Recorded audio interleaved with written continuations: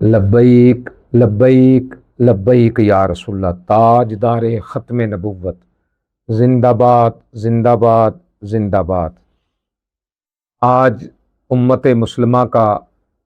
وجود لہو لہو ہے اور اربوں مسلمانوں کے دلوں پر وہ زخم لگا ہے جس کو لفظوں میں بیان نہیں کیا جا سکتا۔ ہر غیرت مند کلمہ گو مسلمان اس کا وجود اس سے سوال کر رہا ہے کہ آخر ہم نے یہ پاکستان کس لیے حاصل کیا؟ ہمارے بزرگوں نے جو لازوال قربانیاں دے کر یہ مملکت خداداد پاکستان حاصل کیا،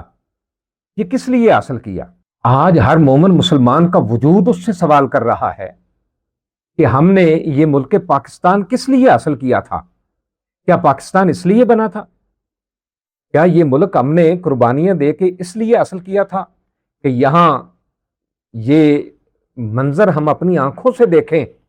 کہ اسی ملک پاکستان جو کلمے کے نام پر بنا ہے، اس ملک میں تاجدار کائنات صلی اللہ علیہ وسلم کے خاکے ٹی ویوں پر چلا دیے جائیں؟ گستاخان رسول کی تو یہ تو بڑی دیر سے تمنا رہی ہے کہ وہ اسلام پر حملہ کریں، تاجدار کائنات صلی اللہ علیہ وسلم کے خاکے بنا کر مسلمانوں کی غیرت کو للکاریں۔ یہ تو عالم کفر کی بڑی دیرینہ خواہش رہی ہے، لیکن جب بھی اسلام دشمنوں نے ایسا کوئی قدم اٹھایا، ناپاک سازش کی، تو رسول اللہ کے غلاموں نے ان کو منہ توڑ جواب دیا۔ امت مسلمہ ہمیشہ ان کے خلاف سراپا احتجاج بنی، لیکن ظلم عظیم یہ ہے اور ڈوب مرنے کا مقام یہ ہے کہ آج یہی کچھ مملکت خداداد، وہ پاکستان جو کلمے کے نام پہ بنا، یہ اسی ملک میں یہ کچھ ہو گیا۔ یہ گھنونی سازش اور جسارت ہمارے ملک پاکستان میں جیو میڈیا نیٹ ورک کی اسکرین پر کر دی گئی۔ حالانکہ یہ تو وہ ریاست ہے جو رسول اللہ کے نام پر بنی، جو کلمے کے نام پر بنی۔ اسی ریاست پاکستان میں تاجدار کائنات کے خاکے چلا کر مسلمانوں کے ایمان پر حملہ کر دیا گیا۔ انا للہ و انا الیہ راجعون۔ اپنی حیثیت سمجھا لئی، اپنی بیٹی دی حیثیت تو پتہ ہے، ماں دی حیثیت تو پتہ ہے، یار تو انہیں سمجھ کوئی نہیں کہ ناموس رسالت کا مسئلہ ہے کیا؟ اسانو ہر روز یہ تقریریں کرنی پہنیاں۔ بس کرو، تقریریں اب بہت ہو چکی، اس مسئلے کو سمجھو۔ بس حضور کی بات آئے، سارے مسائل علیحدہ ہے، ناموس رسالت کا مسئلہ ہر چیز سے علیحدہ ہے۔ یا رسول اللہ، یہ وہ مقام ہے جہاں مصلحتوں کے کفن پھاڑ کر غیرت ایمانی کو بیدار ہونا چاہیے، کیونکہ اگر آقا علیہ الصلوۃ والسلام کی ناموس پر آنچ آ جائے تو پھر ایک کلمہ گو کے پاس کھونے کے لیے اور باقی کچھ بھی نہیں بچتا۔ غفلت کی مہیب نیند میں سوئے ہوئے، باطل کے اشاروں پر ناچنے والے اور یہود و نصارہ کی خوشنودی کو اپنا مقصد حیات سمجھنے والے اگر آج بھی اس معاملے کی حساسیت سے کچھ نہ سمجھیں تو پھر وہ تاریخ کا وہ عبرتناک واقعہ یاد کریں کہ جب رئیس المنافقین عبداللہ بن ابی اپنے بستر مرگ پہ لیٹا ہوا تھا تو تاجدار کائنات صلی اللہ علیہ وسلم نے اس کے سرانے کھڑے ہو کر، جو میرے آقا علیہ السلام نے ارشاد فرمایا کہ میں نے تجھے روکا نہیں تھا کہ یہودیوں کی محبت دل میں نہ رکھ۔ یہودیوں کی یہی اندھی محبت رئیس المنافقین عبداللہ بن ابی کو منافقت کے اس اندھیرے غار تک لے گئی جہاں سے واپسی کا کوئی راستہ نہ تھا۔ یاد رکھو، یہ گستاخانہ خاکے تیار کرنا اور مسلمانوں کے جذبات سے کھیلنا یہودیوں کی ایک قدیم اور گہری سازش ہے جس پر وہ روز اول سے کام کرتے آ رہے ہیں۔ پھر اس کا انجام کیا ہوا عبداللہ بن ابی کا؟ بظاہر تو وہ آقا علیہ الصلوۃ والسلام کے پیچھے مسجد نبوی شریف میں پہلی صف میں نماز پڑھتا تھا، لیکن وہ جو یہودیوں کی محبت اس کے دل میں تھی وہ اس کو اس مقام تک لے گئی کہ اس کی بخشش ممکن ہی نہ رہی۔ اور اس عبداللہ بن ابی کے لیے پھر اس محبت، وہ جو یہودیوں کی محبت اس کے دل میں تھی، اس کا انجام یہ ہوا کہ اس کے لیے جہنم کا ابدی فیصلہ ہوا۔ یہ ایسا نازک ترین مسئلہ ہے کہ اگر آج بھی اس مکار دشمن کی محبت میں اس کی خوشنودی کے لیے یا چند ٹکوں کے عوض دنیاوی پیسے کی خاطر اگر کوئی اس مجرم میڈیا چینل جیو کا دفاع کرے گا، وہ خود سوچے کہ وہ اپنی دنیا اور آخرت کو تباہی کے کس ہولناک دہانے پر لے کر جا رہا ہے۔ ایک طرف ذلت آمیز اور عبرتناک انجام ہے، تو دوسری طرف سچی محبت اور غیرت ایمانی کا وہ لازوال نمونہ ہے، جسے دیکھنے کے لیے آئیے تاریخ اسلام کے اس خون رلا دینے والے منظر پر چلتے ہیں کہ جب غزوہ احد کے میدان میں صحابی رسول حضرت سعد بن ربیع رضی اللہ تعالی عنہ زخموں سے چور، نیزوں اور تلواروں کے 70 گھاؤ کھائے ہوئے، خون میں لت پت اپنی آخری سانسیں لے رہے تھے، اس نزع کے عالم میں جب دوسرے صحابی نے پہنچ کر تاجدار کائنات صلی اللہ علیہ وسلم کا سلام پہنچایا، ان کا حال پوچھا، تو انہوں نے اپنی اکھڑتی ہوئی سانسوں کو سمیٹا اور سمیٹتے ہوئے اور تڑپتے ہوئے ایسا جگر سوز اور ایمان افروز پیغام دیا جو قیامت تک کے مسلمانوں کی غیرت کو جھنجھوڑتا رہے گا۔ انہوں نے فرمایا کہ اے میری قوم کے انصار بھائیوں، اگر اللہ کے رسول کی شان اقدس پر کوئی آنچ آ جائے، ان کی ناموس پر حرف آ جائے، اور تم میں سے ایک آنکھ بھی جھپکنے والی زندہ باقی بچ جائے، تو یاد رکھنا بروز قیامت بارگاہ الہی میں تمہارا کوئی بھی عذر قابل قبول نہیں ہوگا۔ 70 زخم لگے میدان احد وچ حضرت طلحہ نو اینکر 70 زخم تے ایتھے سارے تسی عاشق رسول ہو، تے جدوں کبھی آؤ باہر آؤ تے کہندے نہیں اسی میں نماز پڑھ کے ہن سون لگا، ہن حضور دی عزت واسطے میرے کو ٹائم ہی کوئی۔ تساں جے کوئی ٹائم دیتے ہوندے تے حضور دے خاکے کافراں بنانے سن۔ بعض اٹھو بس تاریخ لبیک یا رسول اللہ دا ہن ساتھ دیو ہاں جی۔ ذرا صدمے کی گہرائی اور معاملے کی سنگینی دیکھیے کہ ایک صحابی رسول وہ اپنی آخری سانسیں لے رہے ہیں اور یہ نہیں کہہ رہے کہ میں تو مر رہا ہوں، میرے بچوں کا خیال رکھنا، میرے بچوں کا کیا بنے گا، میرے گھر کا کیا بنے گا، میری جائیداد کا کیا بنے گا۔ نہیں نہیں نہیں نہیں، ان کا ایک ہی مقصد حیات ہے کہ آقا تیری عزت و عظمت پہ کٹ جانا ہے، قربان ہو جانا ہے۔ تو وہ یہی درس دے رہے ہیں کہ آقا علیہ الصلوۃ والسلام کی عزت و ناموس پہ پہرا دینا، اگر ایک بھی جھپکنے والی آنکھ باقی ہوئی اور آقا کی ناموس پہ آنچ آ گئی تو تمہارا کوئی عذر قابل قبول نہیں ہوگا۔ قربان جائیں صحابی رسول کی محبت رسول پر، آقا کے ساتھ وفا پر، کہ آخری وقت میں بھی وہ ناموس رسالت پر مر مٹنے کا درس دے رہے ہیں۔ اگر آج اس پیغام کو سن کر بھی ہماری غیرت ایمانی نہ جاگی تو پھر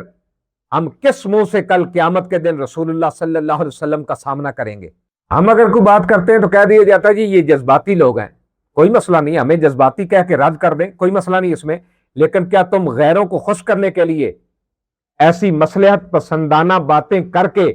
ان مغربی آقاؤں سے داد وصول کرنا چاہتے ہو جنہیں قرآن نے تمہارا ازلی دشمن پکارا ہے؟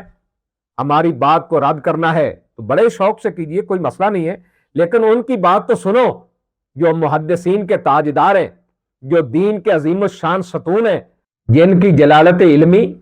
اور ولایت پر کائنات کے کسی مسلمان کو کسی قسم کا کوئی بھی شک نہیں۔ مسجد نبوی شریف کے مسند نشین امام دار الہجرت امام مالک رضی اللہ تعالی عنہ کا وہ تاریخی اور غیرت ایمانی سے لبریز فتویٰ ابد تک کے لیے مشعل راہ ہے۔ آپ نے تڑپ کر فرمایا تھا کہ ساری امت مر جائے اگر وہ حضور کی عزت پر پہرا نہیں دے سکتی، پھر اس امت کے زندہ رہنے کا کوئی بھی جواز، اس کو زندہ رہنے کا کوئی بھی حق نہیں ہے۔ یہ وہ کائناتی سچائی ہے جس پر ہمیں خاموش رہنے اور مصلحتوں کے پردے ڈالنے پر خود اپنے آپ سے، اپنی روح سے شرم آنی چاہیے۔ جب امام دار الہجرت کا یہ دو ٹوک موقف ہمارے سامنے ہے تو اب اس سنگین جرم پر پردہ ڈالنے کے لیے جیو میڈیا نیٹ ورک کی جانب سے ایک منافقانہ معذرت نامہ جاری کیا جاتا ہے اور یہ لنگڑا لولا عذر معذرت نامہ جاری کر دیا جاتا ہے تاکہ عوام کے غیظ و غضب کو ٹھنڈا کرنے کی کوشش کی جائے۔ یہ تو نادانستہ طور پر ہوا یا محض ایک اتفاقی لغزش تھی، لیکن ذرا میڈیا ہاؤسز کے مروجہ قوانین اور کسی بھی ریکارڈڈ پروگرام کی تیاری کے مراحل کو تو دیکھو. یہ کوئی لائیو ٹرانسمیشن یا اچانک لائیو شو میں ہونے والی خطا نہیں تھی، بلکہ یہ ایک پہلے سے تیار کردہ، باقاعدہ ریکارڈ شدہ اور ایڈٹ شدہ پروگرام تھا. میڈیا انڈسٹری کا بچہ بچہ جانتا ہے کہ ایک ریکارڈڈ پروگرام نشر ہونے سے پہلے پروڈکشن، پوسٹ پروڈکشن، ایڈیٹنگ اور پھر کوالٹی کنٹرول اور سنسرشپ کے کئی سخت ترین فلٹرز اور تہوں سے گزرتا ہے. اتنے مانیٹرنگ اور اسکریننگ کے مراحل کے بعد بھی اس بدترین اور ناپاک جسارت کا جیو میڈیا نیٹ ورک کی اسکرین سے باقاعدہ ٹیلی کاسٹ ہونا یہ ثابت کرتا ہے کہ ان کی معذرت محض ایک ڈھونگ ہے. یہ کوئی نادانستہ غلطی نہیں، بلکہ ایک سوچی سمجھی، باقاعدہ منصوبہ بند منظم مجرمانہ سازش ہے. شریعت محمدی کا قانون اور ریاست پاکستان کے آئین کا تقاضا یہی ہے کہ اس سنگین اور ناقابل معافی جرم پر جیو کا لائسنس 15 دن کے لیے نہیں، مستقل منسوخ کیا جائے اور اس کے دفاتر کو سیل کیا جائے اور اس فتنہ پرور نیٹ ورک پر ہمیشہ کے لیے مکمل اور ابدی طور پر پابندی عائد کی جائے. جب کفر اور ایمان کا یہ مارکا واضح ہو چکا تو اب وقت آ گیا ہے کہ ہم مصلحتوں کے جھوٹے خول سے باہر نکلیں اور عملی میدان میں اپنا کردار ادا کریں. اب صرف زبانی مذمت کا وقت نہیں، بلکہ غیرت ایمانی کا تقاضا یہ ہے. ہر غیرت مند مسلمان اس جیو نیٹ ورک کا مکمل طور پر بائیکاٹ کرے. اب ایمان کا تقاضا یہ ہے کہ اپنے دفتر سے، اپنے گھر سے، اپنی دکان سے، اپنے مکان سے اس جیو نیٹ ورک کو نکال باہر پھینکیں، اس کا مکمل بائیکاٹ کریں اور اس کو مسترد کر بتائیں کہ ہم رسول اللہ کے غلام ہیں، آج بھی اپنے آقا کی عزت پہ پہرا دے رہے. دوسری طرف ہم ریاست پاکستان کے مقتدر اداروں، حکومت اور ملک کی اعلیٰ عدلیہ کو ابلاغی قوانین کے تحت واضح طور پر مخاطب کرتے ہیں کہ وہ اپنی آئینی ذمہ داری پوری کریں. جیو میڈیا مالکان سمیت اس گھناؤنی سازش میں ملوث تمام افراد کو فوری طور پر قانون کے کٹہرے میں لایا جائے، ان کا کڑا احتساب یقینی بنایا جائے. اس نیٹ ورک کا لائسنس 15 دن کے لیے نہیں، مستقل منسوخ کر کے ان کے دفاتر کو فوری طور پر سیل کیا جائے.